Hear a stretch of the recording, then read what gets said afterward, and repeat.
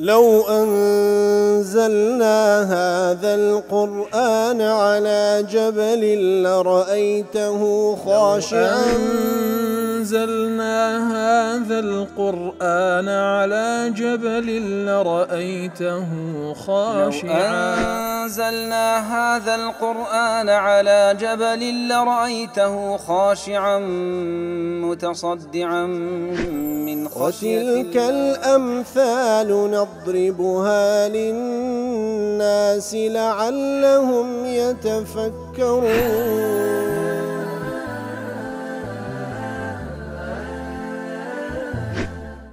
الحمد لله والصلاة والسلام على رسول الله وعلى آله وصحبه ومن والاه. السلام عليكم ورحمة الله.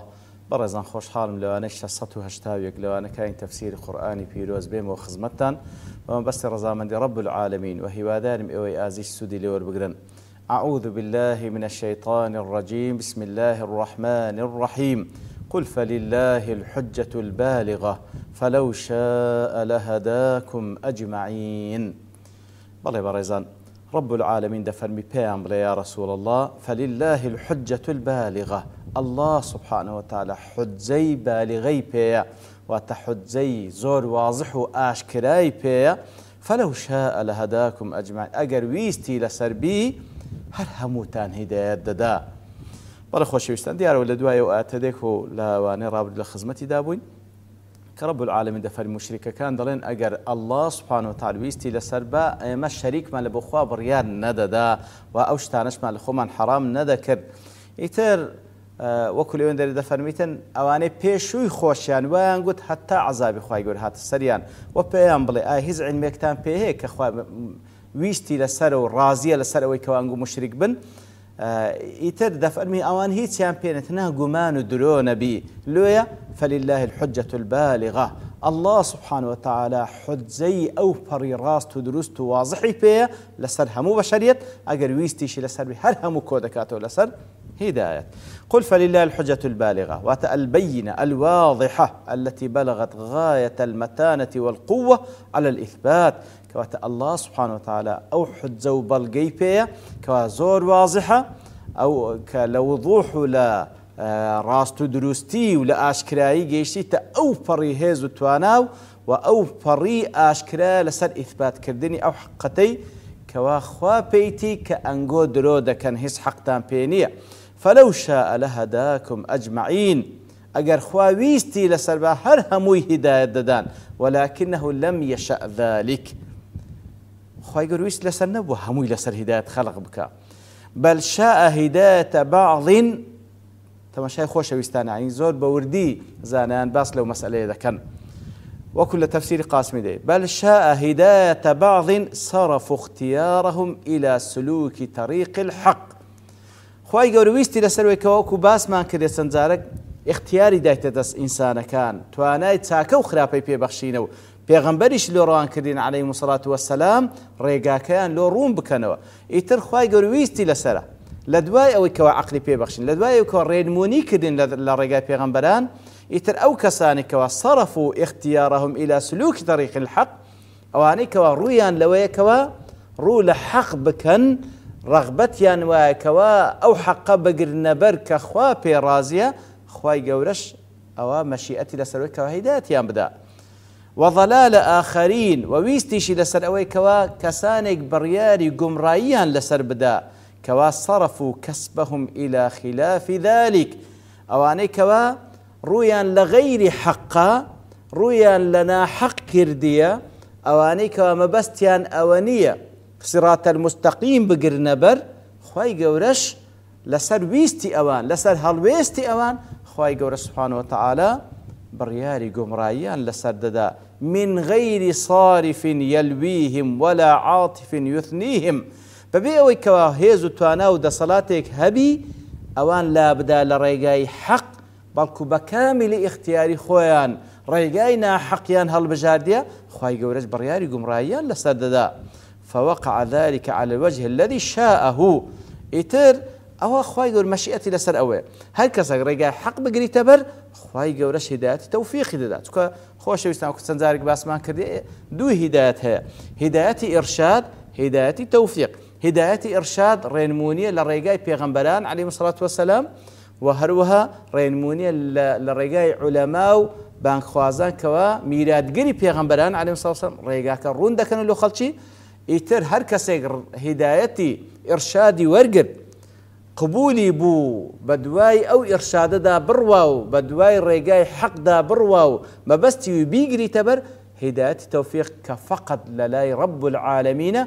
هداية توفيق ددا وهو سنتي خوالة تعمل قلبا دكان بلام اوي كوا هداية ارشادي ورنقر ريقاي حقي نقر تبر دجمناتي شكر خواي قول سبحانه وتعالى برياري قمرائي لسرددا نزاد لي ومعلوم أن عقيدة الفرقة الناجية أو كوا معلومة بيرباوري فرقي ناجية كوا أوانا كوا بابلين لسر قرآن السنة بفهم سلفي صالح درون أو فرقي ناجينا الإيمان بأن إيمان أنواع فرقي ناجية ما شاء الله كان أو رب العالمين ويستي لسربي هر أودبي وما لم يشأ لم يكن أو خواي قول ويستي لسر نبي نابي وأنه ما في السماوات والأرض من حركة ولا سكون إلا بمشيئة الله سبحانه لو آسمانانو لو زوية كهموي ملتي خوا هيت حركو واستانيقني إلا ويستي رب العالمين لسر لا يكون في ملكه إلا ما يريد هيش تيغ لملتي خواي قول نابي إلا مقر خوا ويستي لسر بكببي وهو خالق لأفعال العباد هر أوزاته أفعال كردوكاني بندكاني دروس كده كوات خواي قول خالقي أفعاله بابلين خواي قول وكو باس ما كرد بو عبارتي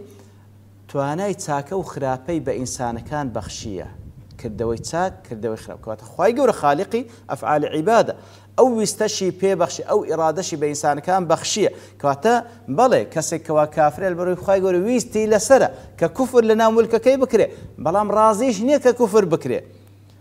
بيدا فرميتن عقلي بي بخشية بيغمبري لو روان كردية وكتابي لو روان كردية بلام كدشكري بلام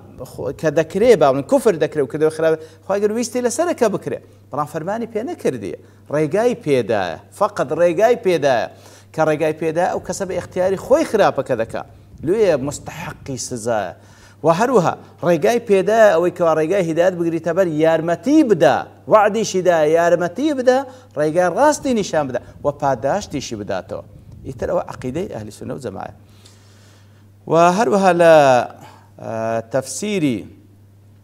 عبد الرحمن بن حبان نكي ميداين ضلي لو شاء ربكم أن يجعلكم مجبورين لسلبكم إراداتكم الحرة أجر خواي جورا سبحانه وتعالى ويستي لسربي أجر ويستي لسربي أن يجعلكم مجبورين بويكوا ويستي لسربي إرادة همولي وربقري توا لسلبكم إرادتكم الحرة أو خواي جورا سبحانه وتعالى إرادة حرة لوردقري توا واتا هر هموتان إجبار دكا ولما وضعكم موضع الامتحان وخواي قورش لو حالتي أجر إرادتان لورقرتو تاقيتان ناكاتوا وعندئذ لجعلكم بالفطرة مؤمنين مسلمين مهديين بالجبر أجمعين أجر خواي قورا ويستي لسربا إرادة لبشر كان ورقريتوا بله توانا هي ليان وربقريتوا هر همويان بفطرتوا واي خلق ذكرن إيمان دار بن مسلمان بن لسر هدايات بن إجباري دكردن هر هموي ولرفع عنكم المسؤولية والجزاء لو حالتي مسؤوليته سزا باداش لسرتان هل لقرد ولجعلكم كالملائكة وكو ملائكة تاني ليه دكرد لا تعصون الله ما أمركم فهيش وقنتان دتواني عصيان رب العالمين كان لوش تاني كفرمان تان بيدكن بل تفعلون ما تؤمر وكو ملائكة هر هموي لسر طاعت خلق دكردن نتان دتواني أصلا خرافة كاريب كانوا نتان دتواني سربيتي فرمانك لفرمانكان رب العالمين بكن فالله ربكم لا يرضى لعباده الكفر والضلال خواهي قول سبحانه وتعالى بهيش شويق رازينية لبو بندكاني كوا كفر بكن ينقم رابا فهو جل جلاله وعظم سلطانه لا يخلق مخلوقات مفطورة مجبورة على الكفر به والضلال عن صراط المستقيم بە هیچ شێوەیەک خی گەورە سوبحانەوە وتعالە بەندەکانی ئەگەر ئیجبار بکە لەسەر شتێک ئیجباریان ناکە لەسەر کوفر و لەسەر شرک بەڵکو ئەگەر بێ ئیجباریان کە تەنها ئیجباریان دەکا لەسەر حەق و وەکو مەلائکەت خەڵقیان دەکا بۆی کەوا تەنها چاکە کار بن فەرمانەکانی خی گەورە جێبەجێ بکەن توانای عیسیانیان نەبی. وەکو لە تەفسیری سعدی دەڵێ ئین الحجة لله البالغة بەڵێ حجە حجەی خوایەکەوە بالغەیە واضحەیە التي لم تبقى لأحد عذرا خی گەورە ئیقامەی حجەی لەسەر هەموو بەشەریەت کرد هیچ کەسێک عذری نییە بڵێ نەمزانی یاخود ئیجبار کرایمە التي اتفقت عليها الأنبياء والمرسلون أو حجة خواي قولة همو پیغمبران لسري كوكن همو كتابكان خواي قولة لسري كوكن همو عقليتي صحيحيج لسري كوكا لسر أوي كوا خواي قولة إقامة حجة لسر همو بشريات كردية فعلم بذلك إن كل ما خالف هذه الأدلة القاطعة باطل كواتا زاندرا بۆی کەوا هەر شتێک خلافی ئەو بەڵگە بەهێزانەی خی گەورە بن کەوا دەهینەوە لە قورئانی پیرۆست لە زمانی پێغەمبەران ئەوە باتیلە لأن نقيض الحق لا يكون إلا باطلا دژی حەق چییە؟ باتیلە خی گەورە ئیقامەی حجەی کردیە لەسەر هەموو بەشەریەت بەو عەقلەی پێی بەخشینە بەو فیترەتی خواناسی کە لەسەری خەڵق کردینە بەو پەیامی پێغەمبەرانەی عەلەیهیم سڵاو وسەلام کە ناردیتی لە بۆیان ئیقامەی حجە لەسەر هەموو بەشەریەت کردی هیچ کەسێک نەڵێ نازانم و هیچ کەسێکی ئیجبار نەکردیە لەسەر چاکەیان خراپە بەو پەڕی ئیرادەی خۆیان دەیکەن لێ خی گەورە سوبحانەهو وتعالە ئیقامەی حجە لەسەر هەموو بەشەریەت کردیە ئەوەی کەوا ئیقامەی حجەشی لەسەر نەکرا بۆی کەوا دابڕایە لە جێگایەک لە زەمەنێک هیچ حەقی پێ نەگەیشتێ ئەوە خی گەورە لە قیامەتێ ئیختیباری دەکاتەوە و یەکسەر سزای نادا و یەکسەر پاداشی ناداتەوە خی گەورە ئیقامەی حجە لەسەر هەموو بەشەریەت کردیە بە ناردنی پێغەمبەران و بەو عەقلەی کە پێی بەخشن کەسی غێر عاقل ئەسڵەن مکەلەف نییە ئیتر قل فلله الحجة البالغة إن الله تعالى أعطى كل مخلوق قدرة وإرادة وهل تفسير سعد ضله همو مخلوق خی گەورە توانا و ئیرادەی پێ بەخشیە بەهۆی ئەو توانا و ئیرادەیەوە دەتوانی هەر شتێک بکە کە خی گەورە تەکلیفی کردیە فلا أوجب الله على أحد ما لا يقدر على فعله کەواتە لەسەر هیچ کەسێک شتێکی واجب نەکردێکەوە ناتوانی بیکە ولا حرم على أحد ما لا يتمكن من تركه لەسەر هیچ کەسێک شتێکی حرام نەکردێکە ئەو کەسە ناتوانی تەرکی بکە فالاحتجاج بعد هذا بالقضاء والقدر کەسێک لە دوای ئەوەشکەوە خی گەورە بۆ شێوەی خەڵقی کردیە حجەی بینتۆ بە قەزا و بە قەدەری خی گەورە ظلم محض وعناد صرف بەڕاستی زڵمێکە هیچ تەفسیری دیکە لێ ناکرێت و عینادیەکی تەواوە لەگەڵ خی گەورە دەیکا. بەڵێ خۆشەویستان هەر لە درێژەی تەفسیری سعدی دەڵێ إن الله تعالى لم يجبر العباد على أفعالهم خی گەورە بەندەکانی ئیجبار نەکرد لەسەر کردەوەکانیان بەڵکو بل جعل أفعالهم تبعا لاختيارهم بەڵکو خی گەورە سوبحانەهو وتعالە کردەوەکانی کردیتە تابع لە بۆ اختیاری خۆیان واتە بە اختیاری خۆی شتێک اختیار دەکە ئەو بەندەیە ئەوجا کردەوەیەک ئەنجام دەدا حسب اختیاری خۆی فإن شاءوا فعلوا وإن شاءوا كفوا هەموو ئینسانێک خی گەورە و ئیرادەی پێبەخشیە ئەگەر شتێک بێوە بیکە دەیکا ئەگەر شتێک بێوە نەیکا نایکە وهذا أمر مشاهد لا ينكره إلا من كابر أو شتێکە دەڵێ هەموو کەسێک هەست پێ دەکات لە خودی خۆی مەگەر کەسێک ئینکاری بکاکەوە بێوێ تەکەبور لەسەر حەق لێ بدا هەر هەمما بە ئینساف لە خۆمان فکر بکەینەوە دەزانین کەوە اختیاریمان هەیە کە فڵانەشت بکەین فڵانەشت نەکەین هەر کەسێک ئینکاری ئەو حەقەتەی بکە ئەوە تەکەبوری کردیە. بەڵێ فإن كل أحد يفرق بين الحركة الاختيارية والحركة القدرية والحركة القسرية هم كسيك دزاني كوا فرق هي لبني كوا أما بإرادة خو ما شتيك دكين ياخذ شتيك لسر ما فرض ذكرية وإن كان الجميع داخلا في مشيئة الله ومندرجا تحت إرادته وهمش من دزاني كوا هم لجير مشيئة خواينا هر هم ما لجير إرادة خواي جورين سبحانه وتعالى يعني هم دزاني استعمل لانك لجيان مان ئیجبار کرایە لەسەرمان لە بۆ نمونە ئەمە مجبەرین کەوا پیاوین یان ئافرەتین بە شێوەیەک لەدایک بووی ئەمە ئیجبار کراینە جوانینیان ناشرینین ئەمە ئیجبار کراینە لەو ڕۆژەی کە دەبین و لەو ڕۆژەی کە دەمرین ئەمە ئیجبار کراینە لەو نەخۆشی و تاقیکردنەوەی کە بەسەرماندادێ بەبێ ئێرادە و ویستی خۆمان ئیتر لەسەر ئەوە ئێمە لێپرسینەوەمان لەسەر ناکرێت بەڵکو بە پێچەوانەوەش کە سەبر دەگرین لەسەر ئەوەی ئەتوو بەو شێوەی خەڵق کرای لەو فەرزنا بە ناشرینی خوای گەورە تو خەڵق کردێ وەالعیاذ بالله ناشرین لەبەوەی وەکو تاقیکردنەوە ئیبتلا کە ئەتوو لە شکلی خۆت ڕازینی سەبر دەگری ئەجر پاداش لەسەر وەردەگریەوە ئەوەش تاقیکردنەوەیە ئەلەو ڕۆژێکەوە نەخۆش دەبی تاقیکردنەوەیە لەو ڕۆژەی کە بەڵاو موسیبەتێکت بەسەردادێ حادیسەکت بەسەردادێ لە دەسەڵاتی خۆت دانیە تاقیکردنەوەیە سەبری لەسەر دەگرێت ئەجر و پاداشتت لەسەر دەدرێتەوە کەواتە لەو لایەنانە خوای گەورە حساب لەگەڵ ناکە بەڵکو ئەجر و پاداش داتەوە کە ڕەزامەندی نیشان دەدێ و سەبری لەسەر دەگری بەڵام لەو لایەنەی دیکە کە بە اختیاری خۆت نوێژ دەکەی یان ناکەی بە اختیاری خۆت زەکات دەدەی یان نادێ بە اختیاری خۆت ڕێگای ڕاست دەگرێ بەر یان ناگرێ بەر ئەوانە جێگای ئەوەیە کەوا بەڕاستی لەسەر ئەوەیەوە تو تاقی دەکرێەوە ئەوە نییە برێ وەڵا من خراپەیەکم وەڵا خوا لەسەر مینوس هەتوو زانی خوا لەسەری نووسی بوو کەواتە بەڕاستی ئەو مەسئلەیە زۆر زۆر مهمە پێویستە بەو پەڕی تێگەیشتنی وردەوە تێی بگەین تاوەکو بە تەواوەتی ڕێگای خۆمان ببینینەوە بە هیچ شێوەیەک شەیطانەکانی ئینسوزن سەرمان لێ نەشێوێنن بەڵکو تەوەکل و اعتمادمان لەسەر خوابی سبحانه وتعالى لەوە بینینەوەی ڕێگای حەق وەخوای گەورەش وعدیدا هەر کەسێک والذین جاهدوا فینا لنهدینهم سبلا ئەوەی کەوا بەدوای